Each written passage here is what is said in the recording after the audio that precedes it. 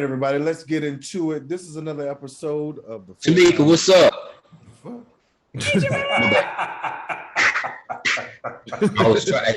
My bad, Jamie. I was trying to go ahead, though. My bad. I saw the window, so I took it.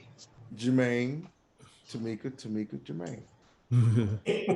Another episode of the 4 Times Dope podcast. I'm one of the moderators, Jamie. I got my boy Kwame, got my homeboy Kasharo, and the other homie Jermaine. And with us tonight, we have one of our classmates, Ms. Tamika Bowden. She is currently the president of the National Alumni Association of North Carolina Central University. Whoop, whoop. Shout out. It up. Finally, one of these maroons in the house, yes. and not one of these old grades. That golf clap, You know I had to say it. So, Tamika, you've seen the topics, but the first topic we want to broach tonight is how can alumni use money to negotiate change for our university? And I want to start with you, and you give us, if you playing fair or not, because I'm going to let it fly myself, but I want to start with you. You tell us, how can alumni use money to negotiate change for our university? Well, we all know we live in a capitalist society, and money is power and influence. So, let's start there. But I think also, in addition to money, our time and our talents are money that we can leverage as well. So I think there's a way that we as alumni can just show up, like we can take our complaints and turn our complaints into suggestions. And those suggestions can therefore become opportunities for us to organize and work together to be able to seek change. I mean, a collective number of us can work together to do the things that we want to do versus an individual number. But we have to really realize that. All right, you're taking it light tonight. I see that. Okay. She is the president now. She's not the parliamentarian. She's the president. Exactly. That's fair. Okay. Kwame, how can we as alumni use money to negotiate change for our university? I think pretty much it's just like first trying to identifying whatever the change we want to make, and then talking to those right people. So if we can come together, as a whole and be able to, fundraise and collect whatever and stuff and kind of demand what we need for that change, I think that'd be the first step, is just kind of knowing where to go to, I guess, who to talk to enforce this change. Right. So it's kind of knowing all the pieces and all the players and stuff like that in order to kind of make that be the first step, I think. Okay. Jermaine, what do you think? All right, first let me say I think it's a tall order. I mean, it's definitely doable. And I read something maybe 2 weeks ago, and it talked about how enrollment numbers across the board are down, right? So the pandemic, obviously, funding has been cut twice and stuff like that. But anyway, so I read something that basically talked about low birth rates among Gen Zs and the low employment rate due to economies, like an uphill battle for all colleges and universities, especially smaller ones. Okay. So, even there's strength in numbers. Like you can break one toothpick, but you can't break 5 type thing, right? Yeah, there's strength in numbers, but I think still with these outside contingencies, it's a bit tough. But to the question, to the point, I think one thing that can be done is to help build institutions' brand, like reinforce that brand. I think a lot of times, and I'm gonna listen, I'm not picking on A&T. This is not picking on them, but it's something about A&T. Even when I was in high school, my senior, I never really wanted to go to A&T. Not negative reasons. It just wasn't. It didn't attract me. But when I think of A&T, even as an athlete, I didn't want to go to A&T. But when I think of A&T, I don't know what it is, guys. Maybe it's the brand that I perceive, but I think about partying. I swear that's the first thing I think about. Like that's what's been branded to me. Like just partying, like not academics, not the fact that it's a great institution, it's a great engineering institution. I just think about the partying aspect, and that's part of that brand. So anyway, I think branding the institution like in a plethora of ways will help from pushing students to attend these sporting events to, I mean, it's kind of hard now, like with COVID, but just kind of stepping outside of the box and pushing that brand, I think will be, is part of that solution. Okay. Kasharo. For me, I think it's simple because I think, the question was how can alumni use money to negotiate change? I think that it's not really about the alumni negotiating, I think, because the money is there. The alumni, people have money to give back to the school. I think it's about the school and the different parties at the school who are you willing to accept the change? That's the thing. Like, you got to be willing to accept change in order to get change. And I think a lot of times people kind of get stuck in their way. Oh God. Right. So it's kind of like you don't want to embrace the change. Certainly. Even with the money. Like, the money talks. Don't get me wrong, money talks. Right. You damn right. I feel like sometimes people try to figure out a way to manipulate, like, yeah, okay, we can take your money, but they'll still figure out a way to manipulate it to do what they want to do versus what you actually asked them to do. So okay, so how I feel it is, it's more like you got to plot, plan, strategize, organize, all those things. And what we have against what we call the maroons and the grays, they're considered the maroons because we're younger, and the grays are the older people who don't want to move. Change that now, Amy. I'll come back to it. I've changed that a little bit. My theory on that now. I'll come back to it. Okay. We'll pin in that one. Come back to it because I want to hear it. But the idea is that those folk aren't willing to move and let us come with our brand new decisions or our just basic new decisions of way we're doing things. I feel you just got to take our money and then plot, plan, and strategize. What I mean by that is the board should look like us. The board at the university, the board of directors at the university should look. Somebody got to speak our language, and no one there is my language, which is I like Big Daddy Kane. They're like, what is a Big Daddy Kane? Right? What is a little brother? What is Fonte? No, I need you to speak my language. So we got to put those people in place, and then that person speaking my language will certainly make the change we want to make. Now, if you really look at it, they are dragging us through. I know this is a weird suggestion, but listen, these older folk are dragging us with them. These baby boomers are dragging us with them, our generation, and not letting us run shit. We finally got Tamika in office, and it's like, nigga, y'all should have been out of the way. They're still in our way. They gave us Barack Obama. I know I'm all over the place, but just hang with me. They gave us Barack Obama, right? But then they gave us goddamn, who was after him? Trump, and then goddamn Biden, the old white men. The point I'm making, these old people are in my way. And we're trying to do our thing. Give us a chance to fuck it up. That's how I feel about it. Let us tear it down first and then say, okay, now it's the other people's chances. But they're just dragging us through history, and we're not having our chance to lead just yet. And Jamie, what's that? My bad, bro. I was gonna say, to your point, you just made a really valid point. I think part of the issue is with that is that generation, they're they're conditioned to just floor it, keep their foot on the gas, right, and not pass that torch, because it's almost like their way. I think of it like this.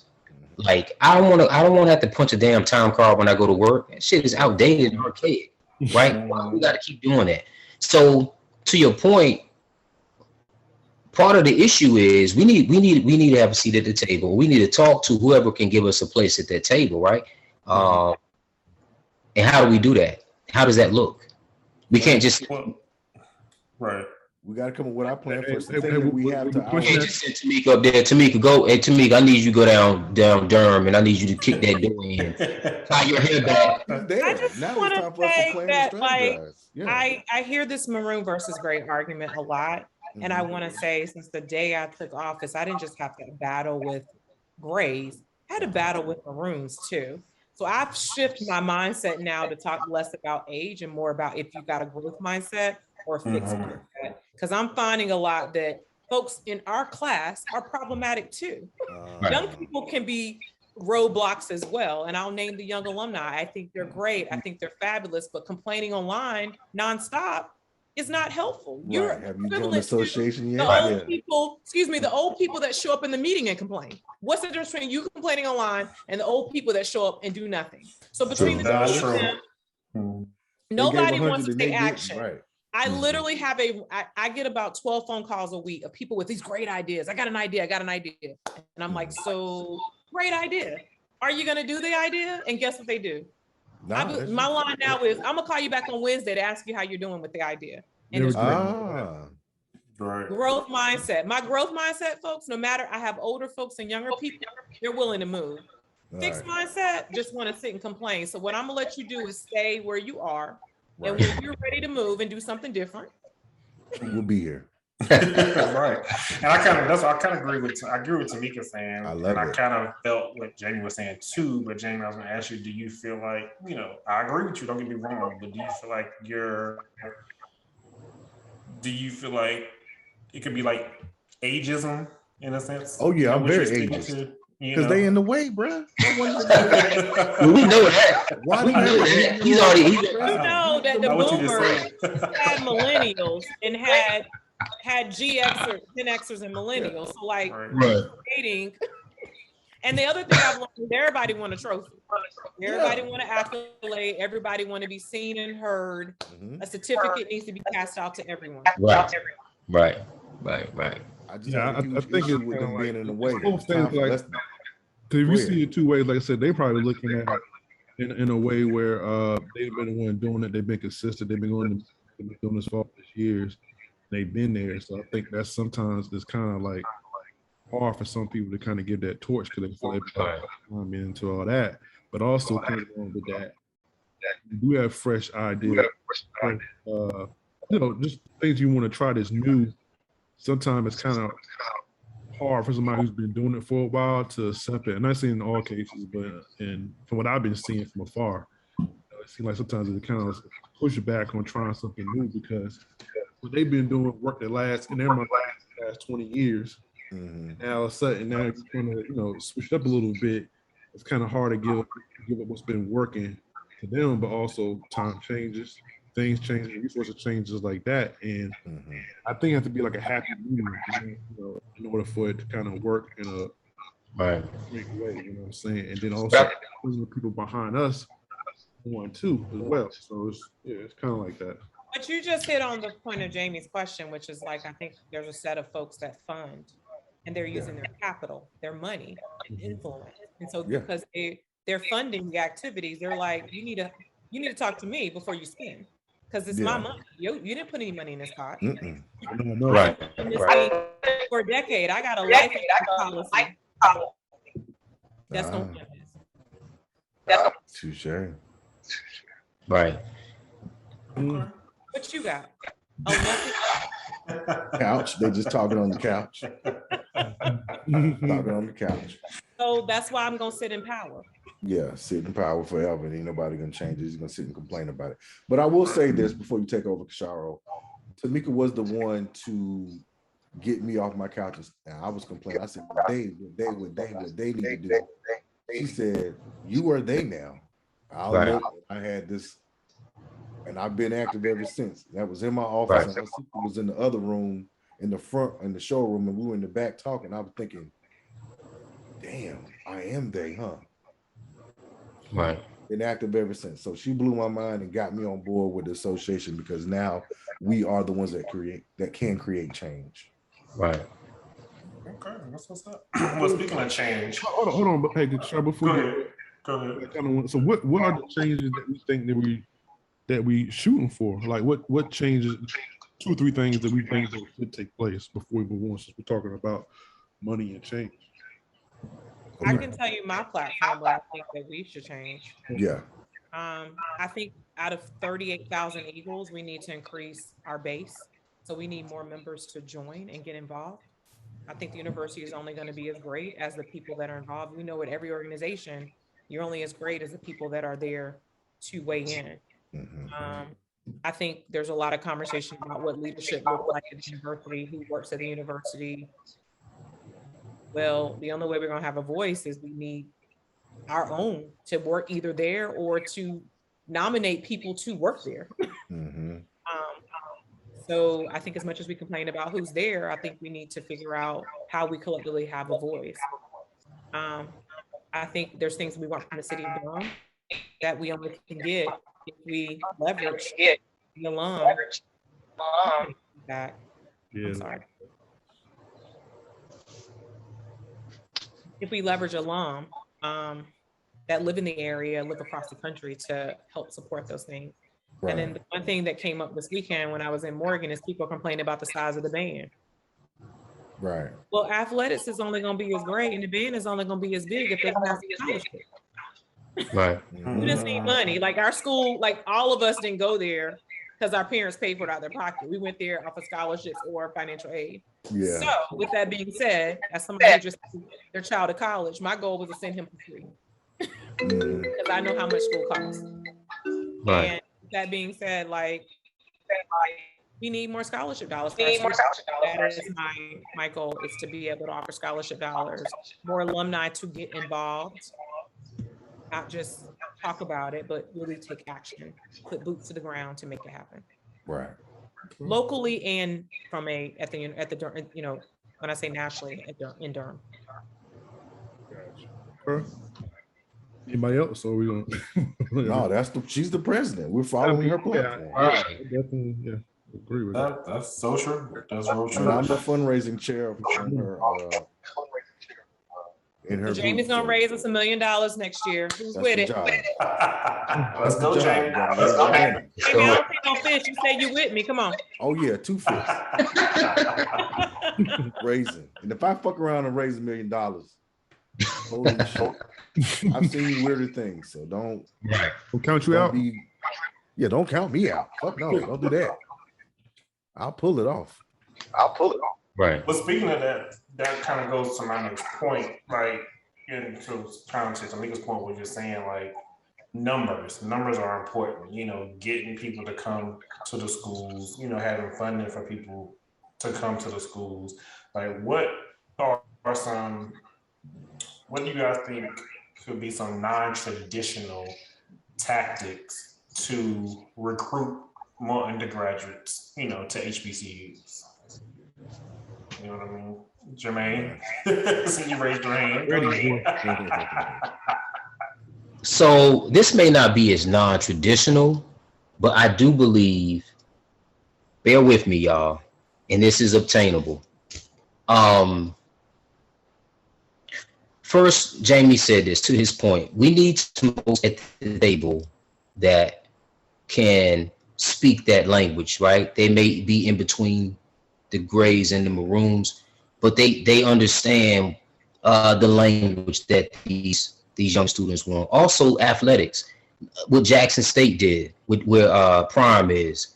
I'm not saying we need to go out and get somebody who's, you know, spend bukus of money on a celebrity coach, but I think, but it goes back to money, and I know that, I get all that, but I think I mentioned earlier about building the brand. I think helping to build that brand and all the moving parts, from the athletics department to the band department, but whatever it takes, we need to start that movement in one particular department. And I think a lot of times sports is the attraction, right? Yeah, the name is awesome.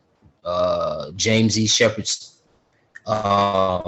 theory was awesome, but what else do you have to offer? And I know they're not athletes, but I'm saying, I think sometimes winning records will bring in more crowds or more money channeled into these extracurriculars, because I think the academic programs are functioning on all cylinders. I mean, you know, from English to law, I think that's not a problem. I just think it has to be things that cater to the interests of these younger students, if that makes sense. Yeah. I mean, I think what you said with Prime too, I mean, like, with him at Jackson State, he definitely raised that profile. Like, I mean, like, they're the team football team everybody's watching in the school, and people who never may even heard of Jackson State now actually hearing of him because of him. And it seems like so far that he's kind of caring about these kids and kind of showing like what they worth and what they should deserve and the respect that he should be getting and the whole thing. So you're seeing that it's kind of going university, but also it's spreading to some of these other HBCUs as well, you know. So Right. I think that is one aspect. I don't think it's the only aspect. It's one aspect. But even with that, Kwame, even with that, just his influence has these D1 type of players, even these D1 AA type of players thinking about attending HBCUs, and I think that's what's super important. Yeah, you know. definitely. Yeah, I agree with that. 100%. If you don't know it was there, how would you know about it? You know, like somebody had to expose it to you. I mean, this generation that we're referring to, you know, they don't even know about the Commodores. I think a lot of people, when I say this generally, like might take like we probably, so we all grew up in this atmosphere of whatever like that. So it's just like you have a whole aspect of the world people don't even know like what HBCU is what. You know, no idea. Even black folks are talking about. The reason I'm saying that I was watching the house swap thing. This white family was in black family house, and it was like, okay, when the husband went to UCLA and the wife went to Spelman. She was like, well, the dad like, well, Spelman, I never heard that college before. Like, had no idea, you know. And I'm like, how you didn't hear of it? But it's probably very common. This white very true. But listen, to your point, let me tell you something that I do with my students, even grad students. I just basically show them pictures of our homecoming on the yard in the bowl, and it's foreign to them. It's super foreign. I've had my Asian students who come abroad to study at American or Georgetown, and they've asked me, Professor Jones, why are there so many black people? That's what I explained to them what an HBC is. And it's some of my Caucasian students who don't know what an HBCU is, right? But that's another discussion. But that's that bubble. That's the bubble they live in. But my point is, I think Dion Prime is doing a great job of giving all HBCUs a platform to function and exposure. Yeah. And again, I know every single college can't be afforded that opportunity to have a Prime or have an Eddie George or whoever. But I do believe that's part of the attraction. It's not just raising money. I think it's so many different moving parts and different gears. I think we need to tap into the other, other moving pieces. Yeah. What's your thoughts? I'm an academic lover. Athletics, I understand the importance. I know it funds programs. But the best example I can give right now is, I don't know if you guys saw the FAMU Will Packer video where he's opening. And I'm like, that's a classic example where they leveraged alum, not at CCU, but at Howard. There you go. I'm like, we have so many phenomenal alum. And one thing that I saw universities do over the last year when they were trying to recruit my son to college was that they figured out found alum in that particular area that worked at their top 5 countries. So, I mean, top 5 companies, and connected him with them and had conversations. But like the way that and I'm going to Jermaine's point is classic of like, we need to up our marketing, we need to up our branding, we need to up how we tell our story. Yeah, we have doing some phenomenal things that you shouldn't have to know that. Right. Because you knew them, or because you're telling that story. There was a lot of alum that knocked on our door to say, hey, let me tell you about the work that I'm doing in this nonprofit or in these spaces. And I think there's a better way that they can leverage us. We have a lot of phenomenal programs at NCCU that should be connected automatically with a lot of the companies. Like Apple's coming. I know there is a new major that we should be having that can open us up to another world. That's right. But we need to be on the cutting edge of that, and not like, as much as I'm an English major, English don't really go nowhere no more. You need to be English and something else. Trust me, I know. Yeah, exactly. English is something else. So it's when I look at like where the kids today, like my son's job is not even created. So by the time these kids today finish in 4 years, they're going to create a job. It doesn't exist. He wants to be a space pilot. There ain't no such thing, but it's going to exist in 2025. But like NCCU ain't ready for that. We can't even put you nowhere near NASA. We ain't selling. I'm thinking here now. We don't even have a huge entrepreneur. Like we should have an entrepreneurship program. Where is it? Y'all know it? You seen it? That goes back to Tamika. That goes back to. Here's a question, and this is off topic, but it's relevant.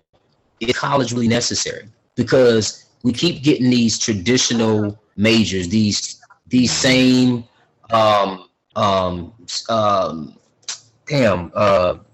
the curriculum is the same basis what I'm saying. Like the majors are there's no evolution. You understand arts, but Central try to go toward the tech side. I understand that, and kind of veer from the liberal arts side. I had a conversation with Dr. Livingston about 5 or 6 years ago. I actually lectured one of his classes, and we had this discussion about 6 years ago, and he was telling we were talking about Central was veering away more so to the tech side. But what does that mean also for the liberal arts? What does it mean for new programs in terms of new majors and new curriculums? And that's part of having a seat at the table, right? Yeah. If we want to have a voice for our students and for undergrads and for alumni, and we want to have a voice for a strong voice in the community, I think you got to change some things, and I think that's part of the problem with the older alumni. I mean, the older alumni is that the vision is just not the same. It's selfish vision, but you gotta brand yourself. You gotta change. Listen, I hate social media. I had my publicist said, "Man, you need to stop being so virtually immature." I was like, "Well, you talking about what?" But I knew what she meant. Like, you gotta change, right? Literally, virtually. You guys know how I feel about social media, but my point is, I had to adapt to what was the times in order to promote my right. And but anyway, but that's it's just so much, man. It's so much, yo. Yeah. Like I always think about NCCU, like how we have that phenomenal music department. And I'm like, why is the University of Maryland known for gaming, video gaming, when everything we know has a score? Why are we not sitting in that space? Creating, like, I'm like, that should be a major. Like, there's so many things that we can do in Durham.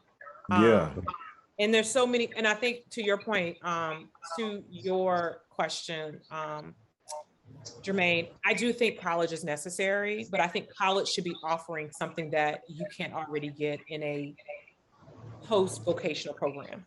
Right. So, like, for instance, I can just go to, like, for instance, my son wants to be an astronaut too, but like, if he can just go to Jeff Bezos' program, for him, he doesn't want Jeff Bezos' program because it's not making him an official astronaut. It's someone that went to space. So I think there are ways to get at it, but I think we have to really make sure that the money that we're charging students is worth it. Is NCC worth how much it costs right now? Is the question I have. Right. So I wouldn't pay to go there right now to get an English degree. I love it, but like, true. I mean, that's that's real talk. That's the realest fucking line I ever heard. You almost got to wouldn't pay to go to what's cost worth the amount of money, time and money you're going to spend when you get out of it. You know what I mean? Like some people won't be certain majors because of get out of you finish with a degree and you only making $57,000 and the cost of living is so high. It's like, dang, I spent all this money on student loans and I can't even get a job. Barely, get a good job or stuff like that. Or I got a job, but it's not paying anything. So it's kind of like it'd be innovative. I've also I was to some interview. I don't know where I heard it from, but I think back in the day when a lot of these HBCUs or colleges started, specifically HBCUs, whatever, it wasn't just like you getting an English degree or a psychology degree or whatever business degree. They also was giving people vocational skills too at that time too. So it wasn't like, okay, I'm just leaving with that. Yeah, I'm leaving with a psychology degree, but also learning how to do something technical, how to use my carpentry or something like that, how to use my hands. So some reasons if I can't get a job, I have a different skill set that's coming. Or you have 2 jobs. Yeah, you got 2 jobs. You're doing the job you get your degree in this, and you do something on the side. So you had more than one way to kind of make sure you take care of yourself for your family. Yeah. Now it probably that more advanced. Now it's all computers and stuff like that. But you got to be coming out with kind of more than one right now. Like I said, it's always changing, and these are the conversations that you have to have, with your kids or your younger cousins or whoever, or your family friends or something like that when they go to school. Introducing them to like just different ideas of things that might be out there for them. Right. That's true. Well, yeah, my take is that we do need to start telling our story ourselves. You have to control your own narrative, and we're not allowing our story to be told by us. There was a shooting on campus, had nothing to do with any student, but all the news stations said there was a shooting on the campus of NCCU. All the outlets. I mean, we won conference titles and been to the big dance quite a few times, but Jamie, they said NC Central. Let's get the name right too. I mean, they got that name wrong on 10,000 occasions when it came to us being on TV for championships, but couldn't get the narrative correct. I mean, got that narrative spot on when these two dudes got lit up in the parking lot. They ain't got nothing to do with me. That happened in Durham. So if it happened in Duke, would you say it happened in, So we got to control our own narrative is my point of it all. So you have to employ somebody, you have to pay a company. And that logo is not helping that we got. Shit, you're going in some direction. So you got to keep telling your story, and we have to promote from within. Like Warry Vice is our friend, but he should be on the masthead damn near because of his skill set. He's a powerful person in this industry. We should promote those people, tell our story. But it's just more of the corporate looking commercials, and we're looking like a hospital on TV. And Jamie, to that point, you just I'm sorry, bro, I didn't mean to cut you off, but I just want to make this point real quick. What you said about Warwick, and obviously no shot against Warwick, but I think too, part of the issue is too, I want to say, and I meant to say this, man, on a couple other episodes we did, fellas, but we have so many folks who alumni who are doing great things.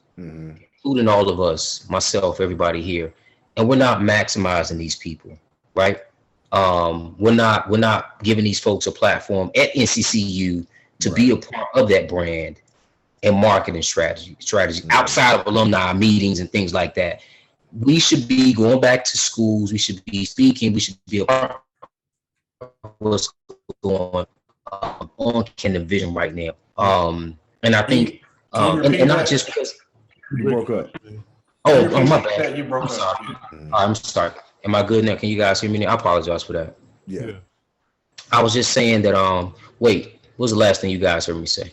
Kind of how like we should maximize some of these people to promote. We should be talking. Okay, right. I was just saying, like, man, there's some folks who are doing some great things. And I think we are, like Tamika was just saying, like they are us now. We are the brand. We are a part of we make up the brand now, right? So we should be, the university, they should know who these folks are. Give these folks a platform. That's part of branding. That's part of getting these young folks into these schools. So you know what I mean? Are you saying the ownership should be on the people that we're naming, or the university should use these resources to actually help brand them? Like, it's a university job. Okay. Yeah, the university's job. Yeah, I think it's a partnership between us and the university. Just like COVID. I mean, we have a renowned nursing program. Every hospital in the Durham, Raleigh area, do you know who lead the head nurses at those hospitals? It's an Eagle. One of them is my cousin. It's an Eagle. And so during Alumni Weekend, we had a shepherd talk where we invited all those ladies, 5 of them, to come and talk. They were in the thick of COVID, solving problems. They were our nurses. I'm now going on to be doctors. But I mean, I think it's up to us to tell that story and to let the university know. Because unless we advocate to get the university more dollars to make that marketing comms program bigger, this is going to be our conversation for years. Right, and it goes back to the first question. Being, like you said, a partnership, we got to negotiate the situation if we want to see some type of change. Yeah. I look at these white universities, their alumni association is funding big projects. Right. Not a $5,000 scholarship, big project. Right. Right. And so everything y'all have said, I like totally agree with, and I was kind of on the same lines of those things. And since I knew we was gonna have this topic, what I did, I reached back to one of the younger alumni who happened to be one of my frat brothers, Jalen Baker. And I was just asking him, since this is what he does, he recruits. And so I was asking him his thoughts on the topic, and he pretty much was saying the same thing, but he was saying that in order to get more recruitment, he's like, the school needs to be open-minded.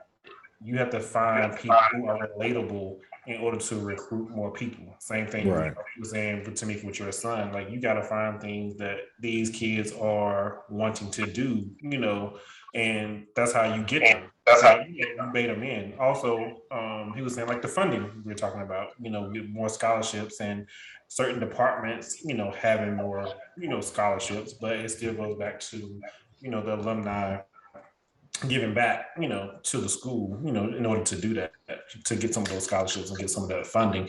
But he also made a good point. He's like, every situation in every school is different. And like Jermaine just said earlier, not to pick on A&T, he's like, people always try to compare homecoming to North Carolina Central homecoming, but you can't really do that because they have more people, they have more students on their campus than we do. So the funding is going to be more for them to do more than what we have. You know what I mean? So he was like, every situation, the culture is different. It just depends. He says it's kind of like comparing apples to oranges, when it comes to that. So I thought that was a good point. And he's like, it's all about investments and the experience. But this is the only way that you're going to recruit more people. Ultimately, is you got to be open-minded and you got to have people in place who are relatable to these kids today. That was the bottom line. Okay, that's true. It's a young man's game out here recruiting these students. That's true. That is true. Anybody else got anything to contribute or weigh in on with this conversation? I think we covered it from my standpoint. I think so too. Yeah. Tamika, what you think, Tamika? Yeah, this one can go around and around and around. Because it's a very broad topic. Yeah. It is super broad. I'll tell you what. So speaking of relationships and all that good stuff, and let's switch gears though. Let's talk about some real relationships. Y'all. Tamika, you can go first. Let me finish talking first. I'm just playing. Hey, look, I do. So right. No, but for real though. So you guys remember how when we were in college, let me ask you guys this. When did you really start dating like habitually? Was it freshman year, sophomore year? Out the gate, first year, third year? Maybe like high school. Habitual is middle school. Jermaine, when you started, I'm sorry, go ahead. That's a defined dating though. That may be different. Depends on who you ask. Yeah. Oh, that's true. I mean, dating in terms of like, you know, going to the movies, going out, going, to eat or whatever. You know what I mean? Okay. Yeah, I mean, it sounds simple, but some people would, may look at a little. No, you're absolutely right. Come to the room, I'm dating. You know what I mean? So. Right. True. What it is. That's true. Yeah, I think it depends on who you ask that question. that's tricky. So you might want to. All right. Well, here's what I want to know. Right, when it comes to habitual dating, some folks say that habitual dating. Well, first of all, dating means different things to different people. You understand that? Okay. Especially now, I think traditional dating, that shit is out the window now. Like, to me, traditional dating does not exist. It's non-existent. And it could be that it depends on who you ask, but if you ask me, it doesn't exist. So anyway, when it comes to habitual dating, right?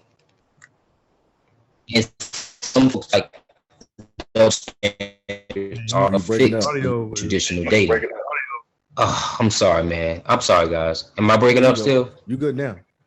All right, let me hurry up. So habitual dating, do you think that it's a good thing? Is it a bad thing? And are there double standards to dating habitually? Who you asking? And who are the double standard? Like, what's the double standard? Gender? Gender, like, is the double standard, like, it's okay for a man to habitual date and it's not a big deal, but you know, when a woman does it, it's a problem. So there's a double standard there. Right. Listen, rock, paper, scissors. Who wants to go first? Senator Let the Tamika. guest go first. Yeah. Tamika, you got your hand up? So I don't agree that. I think I will speak for myself. My son is 19 today. It's his birthday. Happy birthday, Ahmad. Happy birthday. But like, I feel like this social media space, and we're following the Zennials at this point, and the Zennials don't date. They also don't do relationships. So I feel like we're in a space now where it's a major conundrum where it's like, because they don't actually get an opportunity to see traditional things. Right. I find a lot of times that I'm floating into his world of like, oh, 2 words. We're gonna do a textathon, or you become a serial monogamist. Like you just have these friends you just talk to nonstop. So I'm wondering if. So they don't even meet each other. They just talk on text. Oh yeah, or you got that's it. You talk on They don't text. like physically meet each other. You what's it called? Snapchat. You know, you send your little videos back and forth. Oh, okay. Yeah. So you don't get a catfish, but you do get to. You get exposure. Yeah, you can punch bowl it. You know, we can do a group chat. You know, a group FaceTime. I think that's where I'm gonna sit. I think this environment has moved things along, and I also feel like where you live, because I'm in DC, and so DC is very transient, and people are busy. You know, everybody's busy and overwhelmed, and you know they need to know what you do, how much you make, and your credit score. And wow, right, social circle. Then we can have a conversation, but like it's got to be, you know, between 3 to 5, or I have a 15-minute window. So you know, everybody's extra important. Or Tamika, what's the strength of the social circle? What do you drive? Where do you hang out? Okay. Okay. Tamika, you know, we're gonna double back to you in a second. Tamika, we want to hear some more from you. Hey, Jamie, what would you say? Well, clearly there are double standards. But let's start with the idea that, you know, a man gonna keep at it. And a woman, it's well, I have to also put where we're located. That does matter. I'm in the South. Oh yeah, definitely. So it's slower here, and there's more space. So you can come and go as you please, kind of thing. But a man in his late 30s is going to habitually date until he finds what he wants, because he really wants his companionship and somebody just basically to kick it with, you know. And then when you finally find the one, you're good to go. But in a woman's space, you know, she's considered, you know, less than because she's still looking, and it's a secret. It's like, you know, why doesn't she have a man yet? Because she has to play the role, this stupid ass role, that she's like a helpless damsel in distress. No, she need to be on a damn app trying to find a man. Not worried about. Hey, Jamie, let me ask you something, bro. Put a pin in apps. Okay. You said put a pin in apps. You like you with the apps. You with the apps, Tamika. Swipe. Hey, Jamie. Apps is a whole nother show. You better swipe right on that, boy. Hey, Tamika. Well, Jamie, to your point, do you think that part of that is that when the societal pressure or the family pressure to be a wife, or the pressure from friends getting married or advancing in relationships, and like, you know, do you think part of that issue is that with all those pressures are, you know, indirect, and they're right there, and it's like, damn, she got married. Oh, she just had a baby. And you just, most ladies are still waiting, but most men, we're just looking for companionship. Right. I want somebody to come show me how this medication works because I don't want to mess it up and die. Right. Well, she needs a fucking man. She want a man in the house. So I don't believe in double standards. I don't want to be wearing her panties. But I do believe that the woman does get to tell her story. Just because I get to tell the story, she doesn't get to tell the story. Right. So she gets to have her own story. She, in my opinion, the lady should be able to date, until she finds what she wants, because that's her right. But down here in the South, she can't go from man to man. But that goes back to tradition, though. That goes back to man-made tradition, and as those. It's almost like what we just started talking about with older alumni, right? They feel like because they're closer to James E. Shepard's vision than we are. You know what I mean? That's tradition, and tradition, especially in the South and the Bible Belt, tradition is keep your legs closed until you get ready to till you get 40 or some shit like that, right? Yeah. But I think it's unfair, and that's not reality. You know what I mean? That's just me. Yeah, that was a good point. You said keep your legs closed. That's a traditional. I don't think. But one, I do believe there are double standards. Because gender habitually dating, and it's not fair. But it's just the world we live in.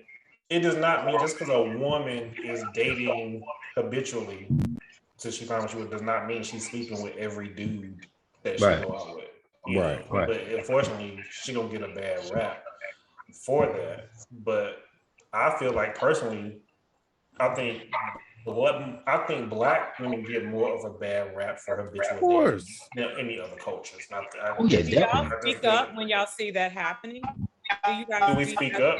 Speak up. A woman be labeled. I think all of definitely. Like when she's choosing to be a serial monogamous or habitually dating. When you say speak up, what do you mean? Speak up for the woman? Yeah, speak up. Or like when you see people bashing or potentially, showing a level of bias, do you say something? Well, this is not my fucking business. I think it depends.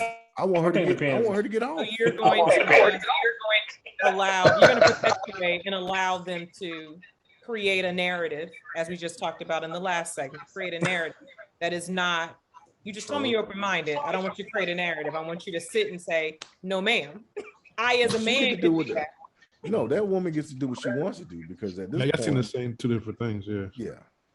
Yeah, I wouldn't. I think he would speak up. Answer your question, right. I think it depends on the situation. Like, I don't know. I've never came across a situation where I've known some females that I know who are habitual daters, but I've never came across a situation where somebody was talking negatively about them in that way for doing that. And if they did, I think I would speak up for them. But I think it goes back to the situation. Like Lori Harvey, like for whatever reason, to me, I don't know her, but the rap sheet that she got, the different dudes she's dated, just looking at that, initially I'm like, she doing too much, out here. But ain't nothing wrong. She grown. She can date whoever she want to date. But the same thing. At the same time, you got somebody like Future who got like 8 different baby mamas. Like 2 words said about him. It did right. It's not a big deal. He got 8 different baby mamas, which I think is ridiculous. But it's not a big deal. But Lori Harvey getting slaughtered out here for dating all these different guys. So the double standard is there. You know what I mean? But it's a patriarchal society too. So part of that is just what everybody's been conditioned to think. Like even from my introductory environments from home, men can move around and boogie around with women. If you do it, you got a right to do it, but you get a bad name. Me personally, I'm not a fan of double standards. I think you do you, and you be conscious of how you move and do whatever makes you happy. But it can't be that double standard based upon societal like norms and mandates. You know what I mean? Like you said, Future has all those kids, or even when Kim Kardashian was doing her, obviously she got a bad rap. I mean, a woman's gonna get a bad rap, period. But you can't do that. You can't. To me, I just don't believe in the double standard, right? Yeah. Colin, what would you agree to say? Yeah, I think, yeah, yeah, I don't really believe in double standards either. At this point, I think it's a thing that changed and people grow, like I said. So maybe growing up, you hear certain things, how a woman may move or something, and they get like, you might be agreeing with it because that's what you hear. Also, women shouldn't be doing, or that's what guys do, or guys can do this okay. But the more you grow, you learn different things. And I'm like, Right. a woman, like you said, if she feel like she want to go out there and date or put, shoot her shot, whatever the case may be, then so be it. Right.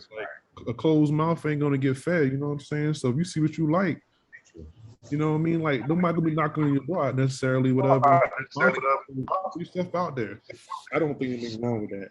If she wants to sleep with who she wants to sleep with, just like whatever, that's your business. You grown. So I don't care enough to kind of like bash somebody because they should, fall into a certain type of stereotype what a woman should be doing or not be doing, especially when it comes to dating or having sex, whatever and stuff. To me, this doesn't. I mean, and I think it's coming for involvement because, like I said, women has involved. Period. Like I said, most women they're not staying home, being stay-at-home moms and stuff, or staying home. Nah.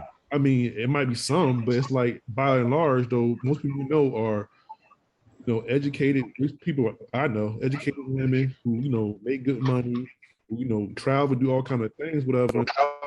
If she's out in Bahamas and she see some dude on the sand, she wants to holler at her, so be it.